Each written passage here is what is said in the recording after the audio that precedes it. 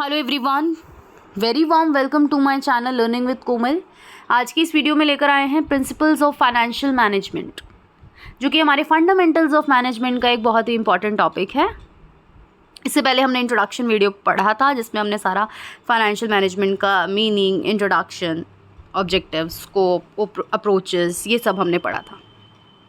आज हम बात करेंगे प्रिंसिपल्स की। तो सबसे पहला हमारा जो बेसिक प्रिंसिपल आता है, that is time value of money. तो टाइम वैल्यू ऑफ मनी का मतलब क्या? देखिए, फाइनेंशियल मैनेजमेंट का सबसे बेसिक प्रिंसिपल है ये, जो हमको ये बोलता है कि मनी का जो अमाउंट है वो आज वर्दी है, ज़्यादा वर्दी है the same amount in the future due to its earning potential. अब इसका मतलब बड़े ही सिंपल शब्दों में हम समझते हैं कि मान लो आज मैं आपको 500 रुपये का एक नोट देती हूँ और मैं कहती हूँ कि इस 500 रुपये से आप कुछ पर्टिकुलर आइटम्स खरीद कर ले आइए। तो जितनी भी आइटम्स आप खरीदेंगे आज, ठीक है, मान लो आपने फॉर एग्ज़ाम्पल, हमने यहाँ पे ले लिया, एक एग्ज़ाम्पल ले लेते, कोई भी चीज़ आपने कॉम्बिनेशन ले लिया, फॉर एग्ज़ाम्पल किसी भी चीज़ का ले लिया, ठीक है, जो भी आप आइटम्स ले सकते हो, वो आप ग्रोसरी आइटम ले सकते हो, आप फ्रूट वेजिटेबल्स ले सकते हो, कुछ भी आप ले सकते हो इसमें 500 रुपये में। लेकिन आज से 1 साल के बाद अगर यही मैं 500 रुपये आपको दूँ वापस से और कहूँ कि वही सेम आइटम लेकर आओ जो आपने 1 साल पहले ली थी, मतलब कि आज ली थी, तो आप क्या उतनी क्वांटिटी में वो अमाउंट नहीं ला पाओगे, बिकॉज़ इन्फ्लेशन होता है, बिकॉज़ महंगाई बढ़ती है। वो वर्थ 500 रुपये की नहीं रहने वाली है, मनी की वैल्यू जो है वो डिक्रीज़ हो जाएगी, ठीक है। तो इसको हम बोलते हैं टाइम वैल्यू ऑफ मनी, कि आज उस मनी की वैल्यू ज़्यादा है बजाय कि फ्यूचर डेट से। आज उसकी वर्थ ज़्यादा है। आज आप 500 रुपये में जितना ख़रीद पाओगे, अगले 1 साल में उतनी आइटम्स या उतनी क्वांटिटी में चीज़ें आप नहीं खरीद पाओगे, उससे कम ही आएंगी, उससे ज़्यादा नहीं आएंगी, ठीक है ना।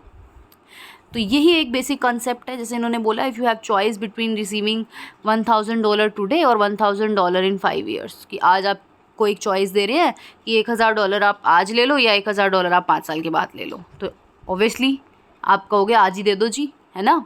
क्यों आपने ऐसा कहा?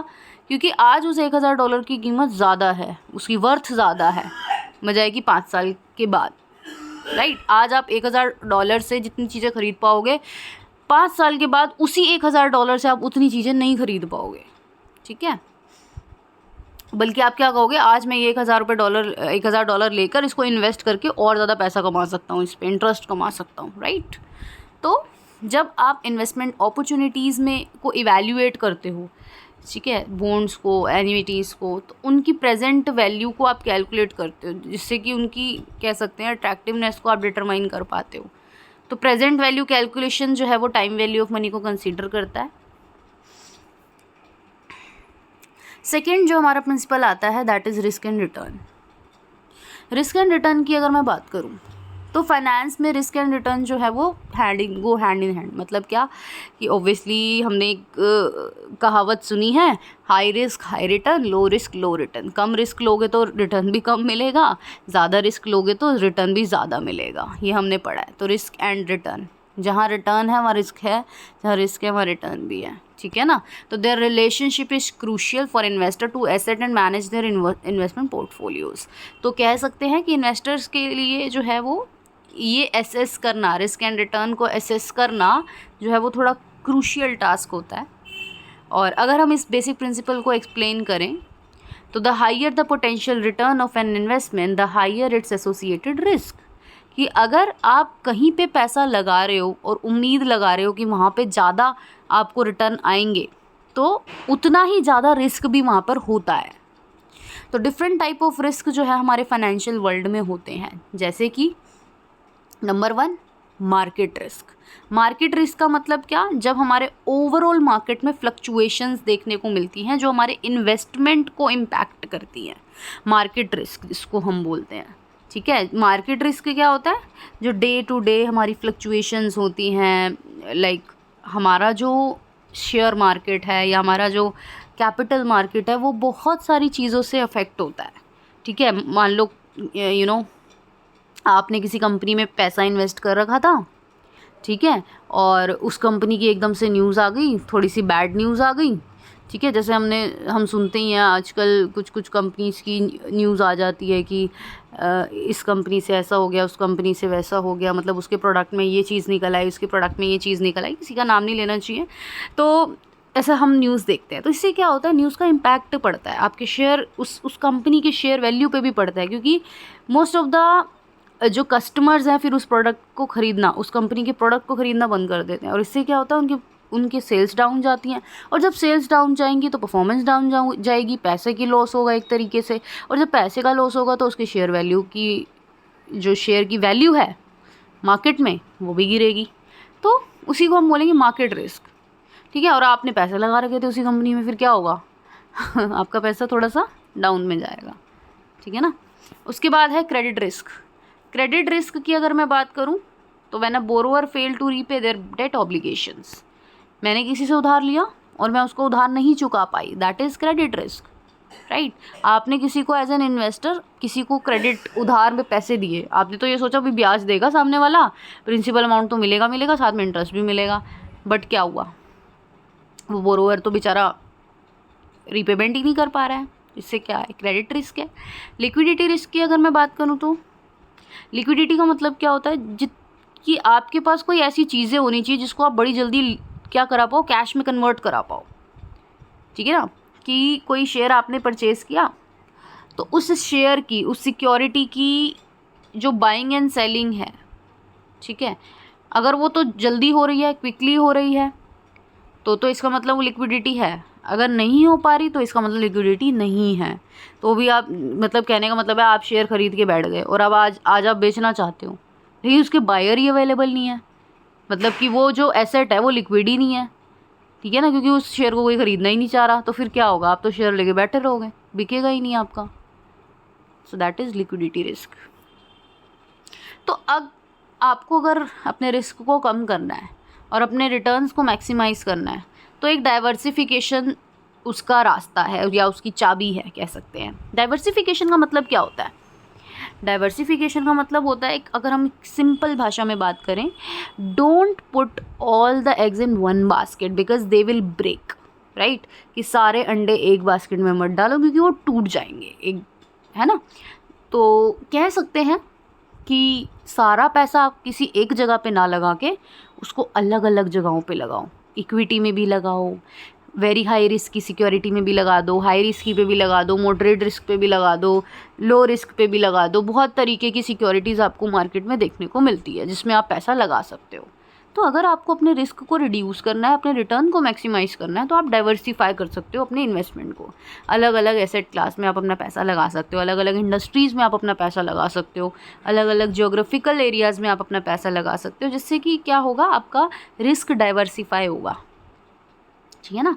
और फिर आपके जो रिटर्न्स है वो स्टेबल होंगे कंपैरेटिवली। उसके बाद आता है third principal, that is diversification, जिसकी अभी हमने बात भी करी। तो डाइवर्सिफिकेशन अभी हमने समझा, क्या समझा, that don't put all the eggs in one basket because they will break, कि अपने अंडे सारे एक ही उसमें मत डालो क्योंकि वो टूट जाएंगे। तो डाइवर्सिफिकेशन एक क्रूशियल प्रिंसिपल है हमारे फाइनेंस का। इसका मतलब क्या होता है कि आप अपनी इन्वेस्टमेंट को स्प्रेड कर रहे हो, आप अपने पैसे को अलग अलग जगहों पे लगा रहे हो ताकि आप अपने रिस्क को रिड्यूस कर पाओ, ठीक है ना। पैसा का जो रिस्क है उसको रिड्यूस कर पाओ। तो जब आप अपने पोर्टफोलियो को डाइवर्सिफाई करते हो तो आप अपने लॉसेस को मिनिमाइज़ करते हो during market down turns, and आपके जो रिटर्न ऑन इन्वेस्टमेंट होते हैं वो ज़्यादा स्टेबल बनते हैं।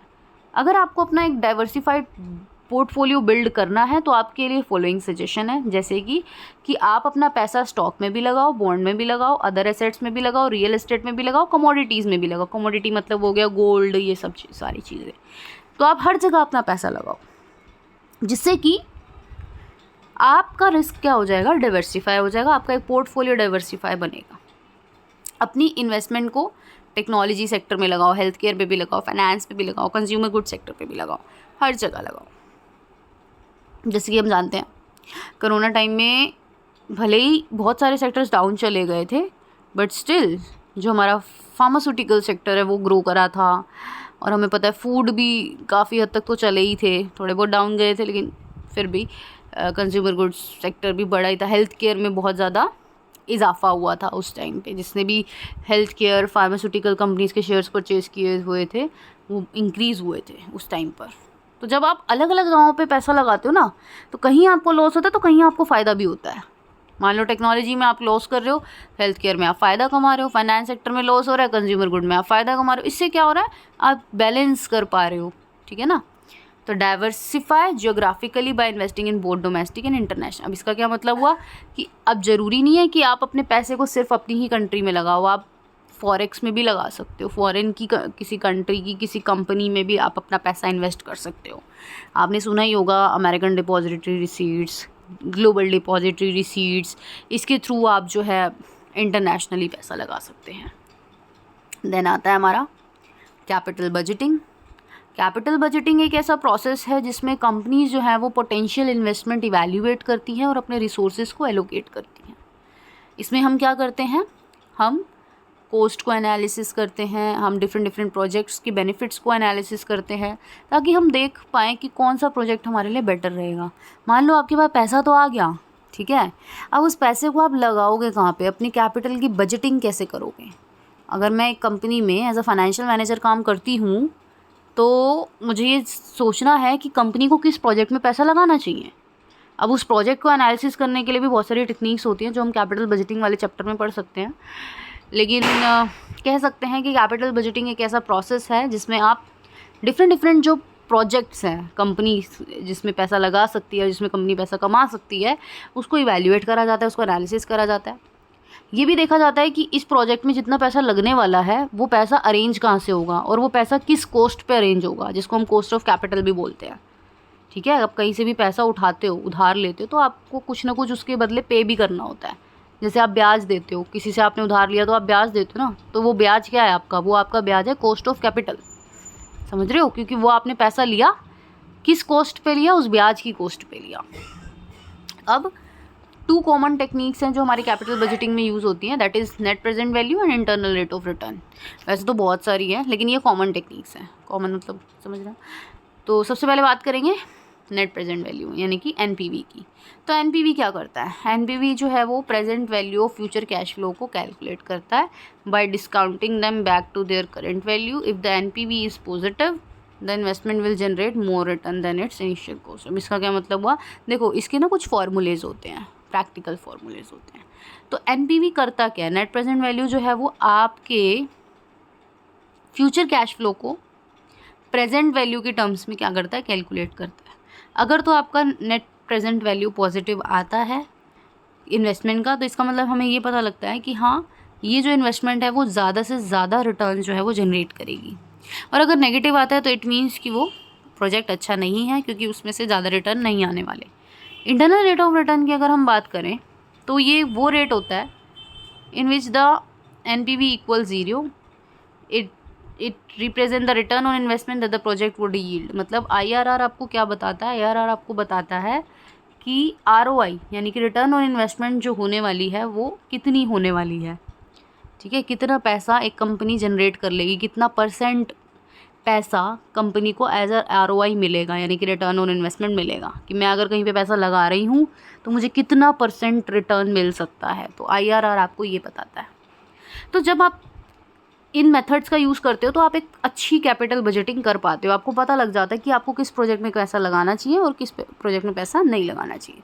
ये तो यहाँ पे 2 कॉमन टेक्निक्स थी, लेकिन बहुत सारी टेक्निक्स होती हैं कैपिटल बजटिंग में, मतलब बहुत सारे मेथड्स होते हैं। तो अगर आप कैपिटल बजटिंग को समझते हो, उसकी टेक्निक्स को समझते हो, तो कंपनी जो है वो एक अच्छा इन्वेस्टमेंट डिसीजन ले पाती है, अपने पैसों को वो सही जगह लगा पाती है, बिज़नेस जो है वो अपनी प्रॉफिटेबिलिटी को मैक्सिमाइज़ कर पाते हैं, बढ़ा पाते हैं, और पोटेंशियल इन्वेस्टमेंट जो है वो भी एनालिसिस करने में हेल्प करता है ये, कि हाँ यहाँ से जो है अच्छा रिटर्न जो है मिलेगा। इसके बाद कॉस्ट ऑफ कैपिटल की अगर हम बात करें तो कॉस्ट ऑफ कैपिटल, जैसे कि मैंने अभी भी बताया था, कॉस्ट ऑफ कैपिटल क्या है। कॉस्ट ऑफ कैपिटल का मतलब क्या, अगर मैंने आपसे पैसा उधार लिया है, मान लो मैंने आपसे 10,000 रुपये लिए और आप कह रहे हो कि 3 महीने के बाद वापस कर देना और साथ में 500 रुपये के साथ देना। तो वो 500 रुपये क्या है मेरे लिए, वो 500 रुपये मेरे लिए कॉस्ट ऑफ कैपिटल है, वो ब्याज। ऐसे ही कंपनी क्या करती है, कंपनी पैसा उधार लेती है, चाहे स्टॉक मतलब इक्विटी शेयर इशू करके ले, चाहे डिबेंचर इशू करके ले। डिबेंचर पे कब पता है आपको कंपनी को इंटरेस्ट पेमेंट करना होता है, इक्विटी शेयर पे पता है आपको डिविडेंड इशू करना होता है। और हमें पता है कि जब एक कंपनी इक्विटी शेयर इशू करती है तो उसमें फ्लोटेशन कॉस्ट भी आती है। फ्लोटेशन कॉस्ट का मतलब क्या भाई, जब एक कंपनी आईपीओ लॉन्च करती है ना, इनिशियल पब्लिक ऑफरिंग करती है, तो कंपनी को प्रोस्पेक्टस इशू करना होता है, कंपनी को एजेंट, ब्रोकर, अंडरराइटर्स, इन सब को कमीशन देनी होती है। ये सब फ्लोटेशन कॉस्ट में आते हैं। ब्रोकर को पैसा देना होता है क्योंकि ब्रोकर आपको प्रमोट कर रहा है, एक तरीके से ब्रोकर क्या कर रहा है, आपके शेयर्स बिकवा रहा है ना। तो कॉस्ट ऑफ कैपिटल क्या है, एक क्रूशियल फाइनेंशियल प्रिंसिपल है। तो समझेंगे इसको भी। तो कॉस्ट ऑफ कैपिटल एक क्रूशियल फाइनेंशियल प्रिंसिपल है to understand when making financial decision, है ना। जब आपको फाइनेंशियल डिसीजन लेने हैं तो आपकी यही कोशिश रहनी चाहिए कि आपकी कॉस्ट ऑफ कैपिटल कम से कम आए, ठीक है ना। It represent the minimum return A company must earn. अच्छा, जो कॉस्ट ऑफ कैपिटल है ना, ध्यान रखना, ये मिनिमम रिटर्न रिप्रेजेंट करती है कि एक कंपनी को कम से कम इतना तो कमाना ही कमाना है। कहने का मतलब क्या, कंपनी जो वो पैसा उधार ले रही है उस पैसे को लगाएगी कहीं पे और वहाँ से पैसा कमाएगी, तो एटलीस्ट कंपनी उतना तो कमाए जितना उसकी कॉस्ट ऑफ कैपिटल है। मान लो कंपनी की कॉस्ट ऑफ कैपिटल है 10%, कि कंपनी का 10% तो ब्याज में ही चला जाएगा, या कंपनी का 10% तो एक तरीके से कॉस्ट ऑफ कैपिटल है, तो एटलीस्ट कंपनी उस प्रोजेक्ट से 10% तो कमाए ही कमाए मिनिमम। मान लो 10% नहीं कमा पा रही कंपनी, कमा पा रही है सिर्फ 8%, फिर क्या होगा, कंपनी एक तरीके से 2% के लॉस में जाएगी। फ़ायदा तो दूर की बात, यहाँ तो कंपनी लॉस में ही चली गई, ठीक है ना। तो इसीलिए हम इसको कहते हैं मिनिमम रेट, कि कम से कम जितना cost of capital company bear कर रही है ना, उतना तो कम से कम उस प्रोजेक्ट से कमाए कंपनी, है ना। तो calculating cost of capital taken into account both debt and equity financing, चलो ये तो ठीक है। तो अगर आपको कॉस्ट ऑफ कैपिटल कैलकुलेट करनी है तो कंपनी क्या करती है, इंटरेस्ट रेट कंसीडर करेगी, एक्सपेक्टेड रिटर्न जो शेयर होल्डर डिमांड कर सकते हैं इक्विटी वाले, वो सब कंसीडर करेगी। तो कॉस्ट ऑफ डेट जो है वो इंटरेस्ट पेमेंट पर बेस्ड करती है, और कॉस्ट ऑफ इक्विटी अगर हम बात करें तो एक्सपेक्टेड रिटर्न जो हमारे शेयर होल्डर हमसे एक्सपेक्ट कर रहे हैं, राइट, ठीक है। अब कॉस्ट ऑफ कैपिटल की अगर हम बात करें तो रेजिंग फंड, कंपनी जो है must evaluate whether raising fund through debt और equity will be more cost effective. तो कंपनी को जो है इवैल्यूएट करना चाहिए जब वो पैसा रेज़ कर रही है, जब वो फंड्स रेज़ कर रही है डेट और इक्विटी के थ्रू, और कंपनी को ये भी देखना चाहिए कि किस तरफ उसे जाना चाहिए। किस तरफ जाने का मतलब क्या, कि उसको डिबेंचर के थ्रू फंड रेज़ करना चाहिए या उसको इक्विटी के थ्रू पैसा रेज़ करना चाहिए, ठीक है ना। जैसे फॉर एग्जाम्पल, अगर किसी कंपनी की लिक्विडिटी पोजीशन अच्छी नहीं है, किसी कंपनी के पास कैश की कमी है, तो उसको कभी भी डेट की तरफ नहीं जाना चाहिए, डिबेंचर इशू नहीं करनी चाहिए, उसको इक्विटी शेयर इशू करना चाहिए। और मैं ऐसा क्यों बोल रही हूँ, बिकॉज देखो डिबेंचर इशू करने पर क्या होगा, कंपनी के ऊपर एक फिक्स लाइबिलिटी आ जाएगी इंटरेस्ट पेमेंट की, चाहे कंपनी को लॉस हो चाहे कंपनी को फ़ायदा हो, कंपनी को इंटरेस्ट पेमेंट करनी ही करनी है। तो जिस कंपनी की पोजीशन लिक्विडिटी पोजीशन अच्छी ना हो, वो कभी भी डेट की तरफ नहीं जाती, वो इक्विटी की तरफ जाती है। और इक्विटी की तरफ क्यों जाती है, बिकॉज इक्विटी में कोई कंपल्सरी थोड़ा देना, है ना, इस वजह से। अच्छा, उसके बाद अगला, चलिए यहाँ तक था। वीडियो को लाइक शेयर कमेंट ज़रूर करें। Thank you so much. Playlist आपको मिल जाएगी और चैनल को सब्सक्राइब करें।